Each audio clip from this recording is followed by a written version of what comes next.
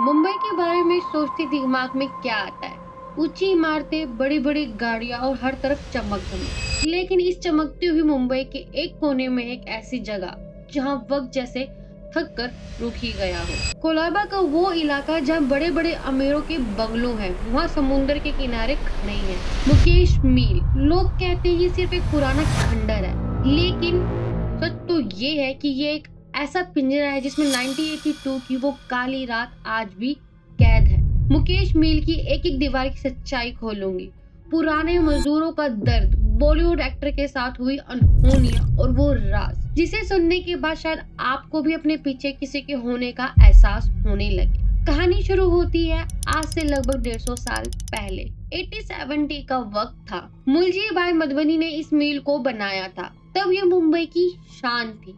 हजारों लोग यहाँ काम करने के लिए तरसते थे। जरा आप लोग सोच के देखिए, दिन रात मशीनें चलती थी, हजारों मजदूरों का पसीना बहता था। लेकिन दोस्तों, उस चमक धमक के पीछे एक दर्दनाक सच्चाई भी थी।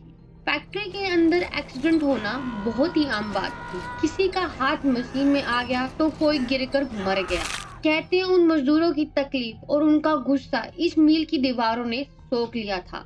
1980 आते आते माहौल बहुत ही ज्यादा बिगड़ने लगा। मुंबई की मील में स्ट्राइक शुरू हो गई थी। मजदूरों के घरों में चूल्हे जलना बंद हो गए थे। गुस्सा और नफरत हवा में था।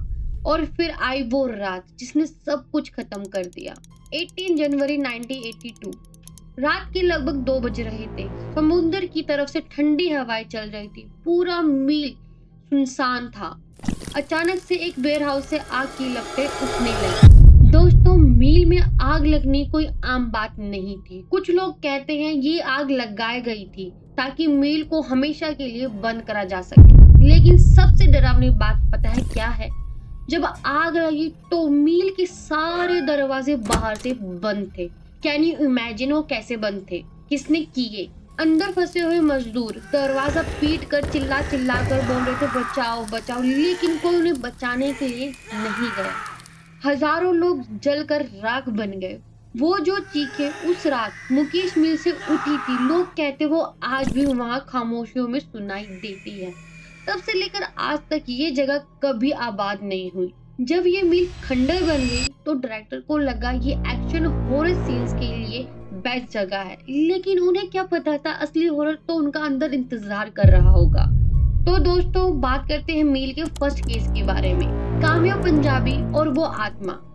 एक बार टीवी सीरियल की शूटिंग चल रही थी, सब कुछ नॉर्मल था। अचानक से एक लड़की, कामया की जो को एक्टर थी, रोने लगती है। उनका शरीर अचानक से अकड़ गया और वो एक मर्द की आवाज में चिल्लाने लगी, निकल जाओ, ये मेरा घर है।